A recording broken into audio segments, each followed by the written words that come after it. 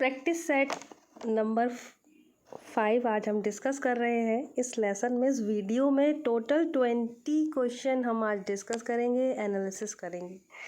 पिछले सेट जिन्होंने नहीं देखे हैं वो देख लें, सिलेबस वाला वीडियो देख लें, बहुत कुछ उसमें मैटर क्लियर हो रहा है। केवल मैंने सिलेबस नहीं सुना दिया है पढ़ के, उसमें बहुत कुछ बताया है, वो भी देख लीजिए।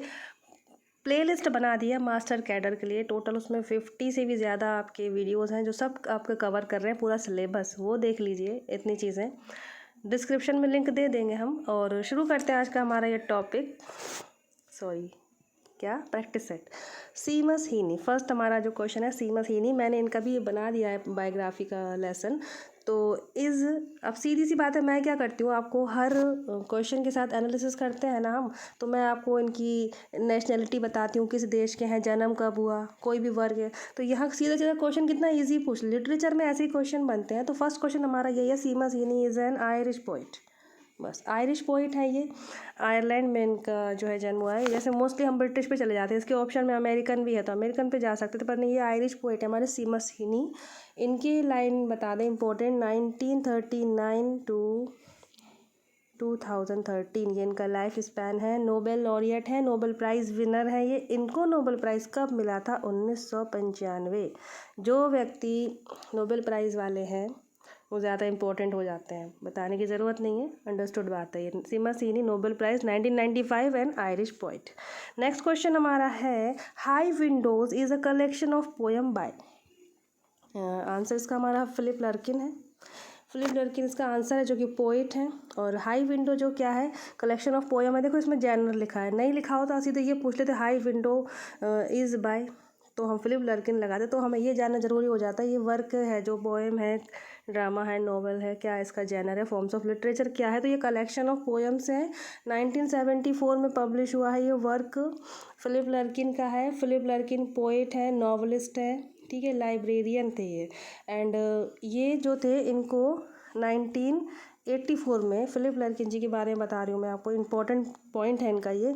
84 में इनको पोइट लॉरिएट का जो है पोस्ट ऑफर की गई थी। पोइट लॉरिएट बनाया जाता है ना, इंग्लैंड में बनाया है जैसे, तो पोइट लॉरिएट का इनको पोस्ट दिया गया था, बट इन्होंने उसको डिक्लाइन कर दिया था, नहीं लिया था। इतनी बात ये बन सकता है ना अलग हटके, भाई पोइट लॉरिएट तो बनते हैं तो हम वो याद कर लेते हैं, पर कौन ऐसे जिन्होंने उस चीज़ को, उस पोस्ट को लिया नहीं था, तो हमारे फिलिप लर्किन थे। नेक्स्ट क्वेश्चन हमारा है, Burmese day is a novel. Burmese day, पहली बात तो ये एक नॉवल है, किसके द्वारा लिखा गया है? आंसर इसका है जॉर्ज ऑरवेल। जॉर्ज ऑरवेल की फर्स्ट नॉवल थी ये। इंपॉर्टेंट पॉइंट बताते चलते हैं, इसके पब्लिश हुए 1934 में। इतना बताते हैं तो भी हमारा वीडियो 20-30 मिनट का खिंच जाता है, और बच्चे सोचते हैं छोटे से कम उसमें मिल जाए तो ज़्यादा अच्छा है, तो जल्दी जल्दी बताते चलेंगे। पब्लिश हुआ था 1934 में, नॉवल है ये। जॉर्ज ऑरवेल का फर्स्ट नॉवल है। जॉर्ज ऑरवेल जो है, इनका रियल नेम जॉर्ज ऑरवेल नहीं है, जॉर्ज ऑरवेल इनका पेन नेम है। इनका रियल नेम है Eric Arthur Blair. Eric Arthur Blair, ये इनका रियल नेम है। इनके बारे में इम्पोर्टेंट पॉइंट ये है कि इनका जन्म इंडिया में हुआ था, ब्रिटिश इंडिया के समय में, 1903 में। लाइफ स्पान है इनका 1903 से लेकर 1950, ये इनका लाइफ स्पैन है जॉर्ज ऑरवेल का।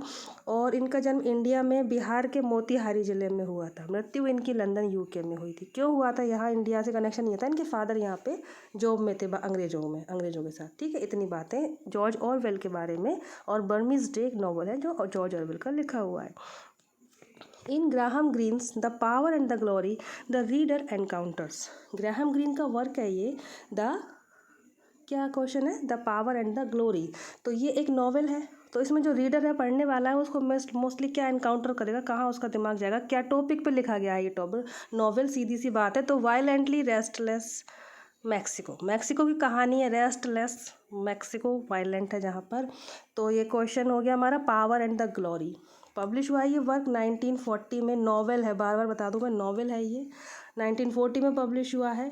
ग्राहम ग्रीन के बारे में बता दूँ, इनका फुल नेम है हेनरी ग्राहम ग्रीन, हेनरी और लगा लेंगे शॉर्ट में, ओनली ग्राहम ग्रीन। 1904 टू 1991 ये इनका लाइफ स्पैन है, Graham green.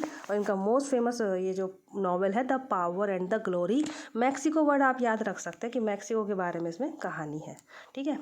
Next question, the golden notebook. The golden notebook is a work bye, पहले तो पूछ रहे हैं कि क्या है ये, तो इसका आंसर हो जाएगा हमारा डी, नोवेल। देखो जनरल जनरल का क्वेश्चन आ गया ना, जनरल भी पूछ लिया उन्होंने, तो हर तरह से हमको खींच के चलना है, हर पॉइंट, हर वर्क से, हर चीज़ का हर पॉइंट लेके चलना है।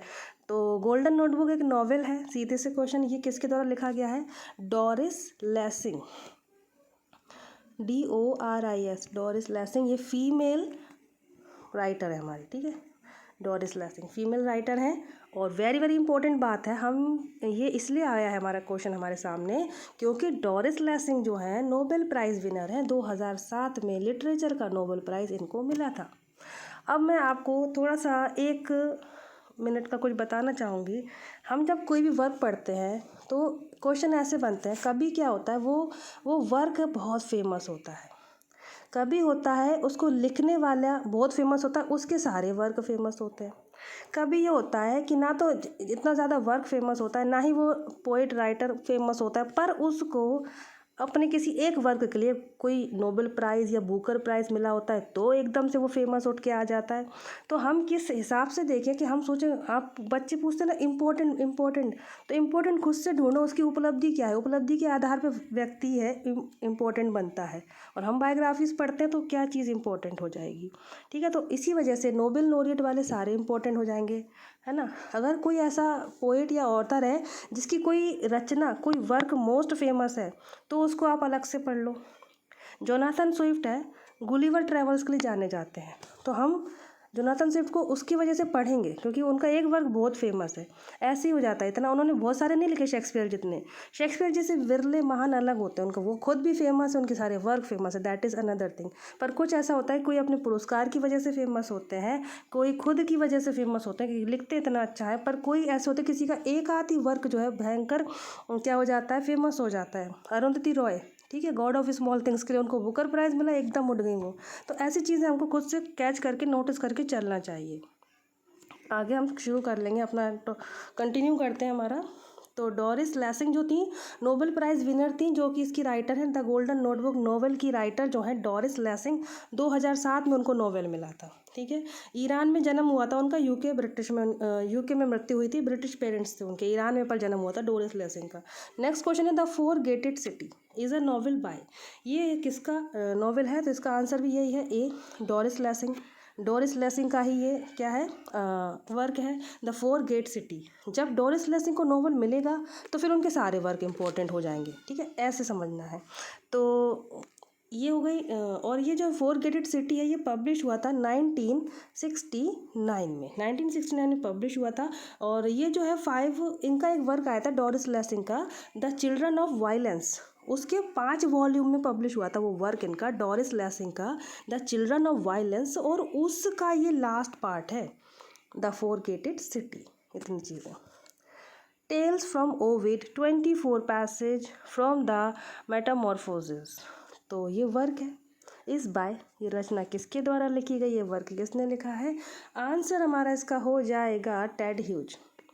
टेड ह्यूज इसका आंसर है। Tales from Ovid, 24 passages from the metamorphosis is a work by Ted huge.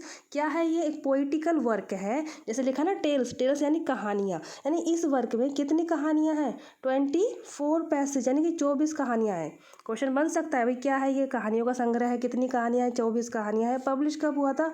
1997 में पब्लिश हुआ था ये। और ये जो जैसे लिखा है ना टेल्स फ्रॉम ओविड, ओविड जो थे अच्छे, ये भी बहुत फेमस राइटर थे, तो ओविड की टेल्स इन्होंने ली और उसको रीटेल किया, दोबारा अपने उसमें लिखा। तो टेल्स फ्रॉम ओविड, ओविड की टेल्स खुद के लिखी हैं, 24 टेल कुल, ठीक है। टेड ह्यूज हमारे हैं, इनका लाइफ स्पैन है 1930 to 1998, ठीक है। नेक्स्ट हमारा क्वेश्चन है, the professor is a novel by, तो इसका आंसर क्या हो जाएगा हमारा? सी, चार्लोट ब्रॉन्टे। ब्रॉन्टे सिस्टर बहुत फेमस है, 3 ब्रॉन्टे सिस्टर हैं, उसमें से एक हैं ये हमारी चार्लोट ब्रॉन्टे, एमिली ब्रॉन्टे भी हैं एक। तो ये इनका नोवेल है प्रोफेसर, द प्रोफेसर नोवेल है। कब पब्लिश हुआ था? 1857 में, 1857 में हमारे यहाँ चल रही थी क्रांति, वहाँ पब्लिश हो रहा था इनका वर्क, चार्लोट ब्रॉन्टे का। और इनका ये फर्स्ट नोवेल है, द प्रोफेसर, चार्लोट ब्रॉन्टे का फर्स्ट नोवेल है। फीमेल हमारी ये राइटर है, नॉवलिस्ट हैं। 1816 to 1855 इनका लाइफ स्पान है, ठीक है, और 3 ब्रॉन्टे सिस्टर में से ये एल्डेस्ट थी, सबसे बड़ी थी। Rochester is a character in, तो ये कैरेक्टर है। अब देखो यहाँ भी एक क्वेश्चन हम पकड़ेंगे ना, क्या कि कैरेक्टर पूछा जा रहा है, तो सोचो कि वो वर्क कितना फेमस होगा, और जब वो वर्क फेमस हो रहा है तो उसके राइटर भी फेमस होंगे ना। तो रोकेस्टर जो वर्क है, ये रोकेस्टर जो कैरेक्टर है वो इस वर्क में है, जॉन आयरे, और ये जो रचना है ये इन्हीं की है, ठीक है, चार्लोट ब्रॉन्टे की ही रचना है, जॉन आयरे इन ऑटोबायोग्राफी। इसका फुल इस वर्क का फुल नेम है जॉन आयरे इन ऑटोबायोग्राफी, जिसमें हमारे ये कैरेक्टर है, और ये वर्क लिखा किसने है, चार्लोट ब्रॉन्टे ने ही लिखा है। और ये एक रोमांस नॉवेल है, जैन आयरे, पब्लिश हुआ था हमारा ये 1847 में, 1847 में ये पब्लिश हुआ था। और हमारी जो ये चार्लोट ब्रॉन्टे है विक्टोरियन एज की हैं। इन एमिली ब्रॉन्टे, एक और आगे ब्रॉन्टे सिस्टर, इन एमिली ब्रॉन्टेज वदरिंग हाइट्स, तो Wuthering Heights is the name of, Wuthering Heights इनका एक वर्क है, उसमें वदरिंग हाइट्स क्या है, इसका आंसर हो जाएगा अ हाउस, एक घर का नाम है अ हाउस। अ हाउस भाई टाइटल भी ऐसे सोच समझ के रखे जाते हैं ना, हीरो के नाम पे ही रख दिया, मैकबेथ, हैमलेट, और के घर के नाम पे रख दिया उन्होंने। तो वदरिंग हाइट्स क्या है, एक हाउस है, और ये जो वर्क इनका पब्लिश हुआ था 1847 में पब्लिश हुआ था ये। एक बहुत इंपॉर्टेंट क्वेश्चन बताना है मुझे एमिली ब्रोंटे के बारे में। ये जो पहली बात तो सिर्फ इसी अपने वर्क की वजह से ही फेमस हो गई थी, एक वर्क की वजह से फेमस हो गई थी, इतना अच्छा लिखा था ये रचना इन्होंने, वदरिंग हाइट्स। लेकिन इनका एक अलग से छुपा हुआ नाम होता है, एक तो हम कह देंगे पेन नेम, भाई नाम कुछ और है, पेन नेम अलग रख लेते हैं, उससे रखते हैं, उससे अपने वर्क छपवाते हैं उस नाम से। लेकिन एक होता है स्यूडोनिम, स्यूडोनिम होता है छुपा हुआ नाम, पता भी नहीं चलता है, एक नाम छपता है कि ये रचना इसके द्वारा लिखी गई है, और ये कौन है असली में पता नहीं, दैट इज़ स्यूडोनिम। तो इनका स्यूडोनिम नेम था एलिस बेल, ठीक है, एलिस बेल इनका स्यूडोनिम था। इस नेम के, एलिस के नाम से ही इनका ये वर्क पब्लिश हुआ था, वदरिंग हाइट्स, बाद में पता चल जाता है फिर, है ना। नेक्स्ट हमारा क्वेश्चन है, the novels of Charlotte Bronte emerge from the life in, भाई इनके जो नॉवेल्स होते थे तो एक सेट कौन सी जगह का स्पेशली दिखा रही हैं, भाई कौन सा देश को स्पेशली अपनी कहानियों में रख रहे हैं कि वहाँ ये कहानी घटी, तो इसका आंसर है यॉर्कशायर, यॉर्कशायर एक प्लेस है। नेक्स्ट का हमारा क्वेश्चन है, hard times is a bitter critic of, तो इसका आंसर हमारा हो जाएगा चार्ल्स डिकेंस है, ये चार्ल्स डिकेंस का वर्क है, इसका आंसर हो जाएगा हमारा इंडस्ट्रियल रेवोल्यूशन। तो एक क्रिटिक है हार्ड टाइम्स, और ये जो पब्लिश हुआ था ये वर्क है, पहले बता दूँ ये एक वर्क है, क्रिटिक्स नहीं होते, क्रिटिकल वे में लिखते हैं जो आलोचना के, उसमें वो वर्क है ना।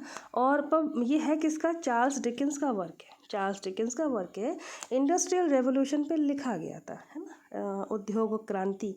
पब्लिश कब हुआ था, 1854। और चार्ल्स डिकेंस का 10th नॉवेल है ये, चार्ल्स डिकेंस का 10th नॉवेल है, चार्ल्स डिकेंस का शॉर्टेस्ट नॉवेल है, सबसे छोटा नॉवेल लिखते हैं वो लंबी लंबी नॉवेल्स पर, उसमें से शॉर्टेस्ट नॉवेल है इनका hard time for these times, ठीक है। और विक्टोरियन एरा के हैं हमारे चार्ल्स डिकेंस। चार्ल्स डिकेंस इसका बहुत इंपॉर्टेंट और भी वर्क हैं, great expectations, the Pickwick papers, Oliver Twist, ये हमारे चार्ल्स डिकेंस के अन्य कुछ वर्क थे। विक्टोरियन एरा के हैं, 1812 से लेकर 1870 इनका लाइफ स्पान है। हार्ड टाइम चार्ल्स डिकेंस का वर्क है, इंडस्ट्रियल रेवोल्यूशन पे ये लिखा गया। Next question is, Deans is the name of a family in, अब कोई ऐसा वर्क जिसमें ये डीन्स नाम की फैमिली फेमस हो गई, तो वो वर्क है number A, the mill on the floss. The mill on the floss वो वर्क है जो कि 1860 में पब्लिश हुआ था, है किसका, कौन है इसके writer, George Eliot. George Eliot जो हमारी फीमेल राइटर है, जॉर्ज इलियट, जिनका फुल नेम है मैरी एन एवंस, है ना। जॉर्ज इलियट उनका क्या है, पेन नेम है, और रियल नेम क्या है, Mary Ann Evans. Pen name, real name, pseudonyms, इनका एक चार्ट अलग बना लो, यहाँ से क्वेश्चन आना ही है।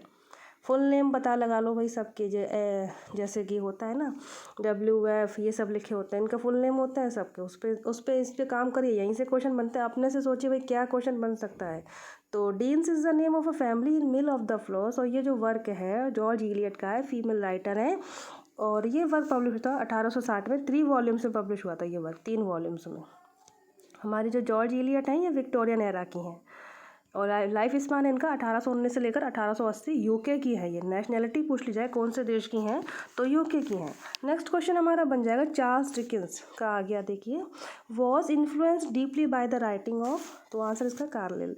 चार्ल्स डिकेंस जो थे वो किससे प्रभावित थे रचनाओं में लिखने में? कार्लिल से प्रभावित थे। तो इतनी बातें हो गई। नेक्स्ट हमारा क्वेश्चन है द पैरिश बॉयज प्रोग्रेस। बहुत ही इंपॉर्टेंट है ये क्वेश्चन, पैरिश बॉय। क्यों? क्योंकि चार्ल्स डिकेंस का एक वर्क है, उसमें से किसी का ये अदर टाइटल, जैसे कि होता है ना, एक टाइटल होता है एक सब टाइटल होता है, तो ये सब टाइटल है और रियल टाइटल क्या है ये पूछा है, विच इज़ दैट नॉवल, तो सब टाइटल है। रियल टाइटल कौन सा है? आंसर इसका हमारा ओलिवर ट्विस्ट। ओलिवर ट्विस्ट का सब टाइटल क्या है? The parish boys progress. ठीक है, चार्ल्स डिकेंस का वर्क है। और ये जो इनका वर्क है ओलिवर ट्विस्ट, इंपॉर्टेंट क्वेश्चन बात है ये कि ये एक साथ पब्लिश नहीं हुआ था, पहले ये सीरियलाइज पब्लिश होता है ना।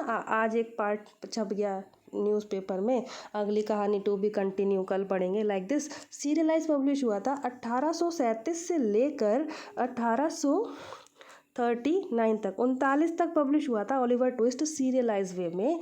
ठीक है, चार्ल्स डिकेंस की सेकंड नॉवल है ओलिवर ट्विस्ट, लेकिन सीरियलाइज तो पब्लिश हुआ था। भाई क्वेश्चन बन सकता है कौन सा चार्ल्स डिकेंस का नॉवल है इनमें से जो कि सीरियलाइज पब्लिश हुआ था, तो ओलिवर ट्विस्ट एक बार। और लेकिन ये वैसे भी फुल्ली भी पब्लिश हुआ था 1838 में। अब ये कन्फ्यूज़न बनेगा क्योंकि यहाँ 1839 तक सीरियल में पब्लिश हो रहा था, लेकिन हाँ उससे पहले 1838 में ये ऐसे भी पब्लिश हो गया था फुल्ली, बिफोर सीरियलाइजेशन। नेक्स्ट हमारा क्वेश्चन है which of the following is a novel by Walter Scott. Walter Scott का क्वेश्चन आ गया कि इनमें से कौन सी नॉवल वॉल्टर स्कॉट की है? Answer is gothic tales. Gothic मन होता है हॉरर, डरावना। गॉथिक टेल्स जो नॉवल है वॉल्टर स्कॉट की है। वॉल्टर स्कॉट हमारे 19th सेंचुरी के हैं। स्कॉटलैंड का में इनका जन्म हुआ था 1771 से लेकर 1832 वॉल्टर स्कॉट जी का लाइफ स्पैन है। नॉर्थ एंजल एबे किसकी है? जेन ऑस्टिन की है। ठीक है, tales of the hall George Crabbe and the talisman Walter Alva Scott का है ये वर्क। तो इतनी बातें हो गई। नेक्स्ट हमारा क्वेश्चन है जेन ऑस्टन्स एमा। जेन ऑस्टन का वर्क है एमा, जो कि कब पब्लिश हुआ था? देखो पब्लिशिंग ईयर पूछ ले यहाँ पे, मैं तो हर वर्क का बता रही हूँ ना, यहाँ पे ऐसे पूछ रहे हैं। एमा क्या है? नॉवेल है। 1816 लिखा है इसका आंसर 1816, लेकिन यदि 1815 लिखा है तो वो भी करेक्ट माना जाएगा, क्योंकि कहीं ये है कहीं वो है, जैसे मैंने कि पता लगाया। तो जेन ऑस्टन्स एमा केम आउट इन 1816 में ये वर्क पब्लिश हुआ था जेन ऑस्टन का। जेन ऑस्टन का लाइफ स्पान है 1775 टू 1816। नेक्स्ट हमारा क्वेश्चन है प्रिंसिपल ऑफ लिटरेरी क्रिटिसिज्म। ये क्रिटिक, एजुकेटर, इनके क्वेश्चन भी बनेंगे। तो इसका आंसर है प्रिंसिपल ऑफ लिटरेरी क्रिटिसिज्म। एक क्रिटिकल वर्क है और ये किसके द्वारा लिखा गया है? आंसर हमारा इसका है I.A. रिचर्ड्स। यूके के हैं ये, 20 सेंचुरी के हैं। सेंचुरी भी बता दें भाई कौन सी सेंचुरी को बिलोंग कर रहे हैं। प्लस एक ये एजुकेटर और क्रिटिक थे, तो इनका ये वर्क है प्रिंसिपल ऑफ लिटरेरी क्रिटिसिज्म। इतना। द सेक्रेड वुड, देखिए इसमें सी नहीं लिखा है, स्पेलिंग सही नहीं लिखी है सेक्रेड की, SACRED, ये सही स्पेलिंग है। ठीक है, the sacred would is the title of a collection of critical ऐसे बाय, तो इसका आंसर हमारा है T.S. इलियट है।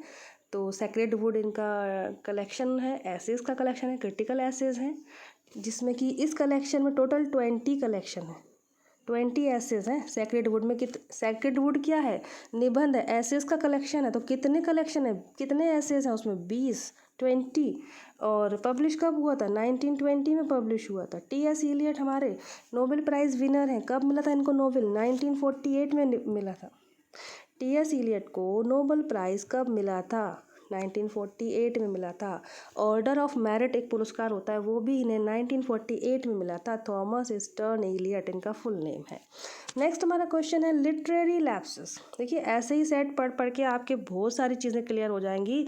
डिटेल से एक बार पढ़ने में नहीं समझ में आता, लेकिन ऐसे पढ़ेंगे तो आपका, क्योंकि ये डिफरेंट होता है ना, अलग अलग, तो एकदम क्लियर होता चला जाता है। Literary lapses is a work by, answer is Stephen Leacock, ये हो गया। और ये कौन है? स्टीफन लीकॉक कैनेडियन टीचर है, राइटर है, कनाडा के हैं, अलग है थोड़ा, ये हटके है तो ये इस पर जाएगा। कनाडा के टीचर राइटर हैं। 1869 में जन्म है इनका, 1944 में इनकी मृत्यु है। स्टीफन लीकॉक कनाडा के राइटर हैं। इनका वर्क है लिटरेरी लैप्सेस, पब्लिश हुआ था 1910 में, 1910 में पब्लिश हुआ था इनका ये work. A bend in the river is a novel by, तो हम देख लेते हैं इसका आंसर क्या है। हमारा इसका आंसर है ए, V.S. नॉयपॉल। V.S. नॉयपॉल का ये नॉवल है अ बैंड इन द रिवर, और जनरल इसका नॉवल है V.S. नॉयपॉल है। V.S. नॉयपॉल का फुल नेम है विद्याधर सूरज प्रसाद, नोबेल लॉरिएट है ये। इनको मिला था नोबेल 2001 में। नोबेल पुरस्कार कब मिला था V.S. नॉयपॉल को? लिटरेचर में 2001 में मिला था, और बुकर भी मिल चुका है ना, बुकर प्राइज़ विनर भी है ये। 1971 में इनको बुकर प्राइज़ मिला था। बात कर लेते हैं इस नॉवल की। Band in the river is a novel, तो ये है पब्लिश हुआ था हमारा 1979 में ये पब्लिश हुआ था।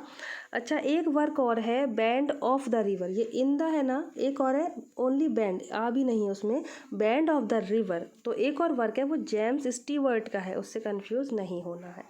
नेक्स्ट क्वेश्चन है हमारा, William Empson was one of the exponent of. देखिए एक्सपोनेंट मीन्स होता है प्रतिपादक, जैसे कोई चीज़ उन्होंने वो लेकर आए, उन्होंने उसका आविष्कार किया, जैसे इसका ये क्यों नहीं इसके, तो जैसे व्यवहारवाद का मनोविज्ञान है, इसके वॉटसन है प्रतिपादक, लाइक दिस। तो William Empson was one of the exponent of, तो ये किसके एक्सपोनेंट है?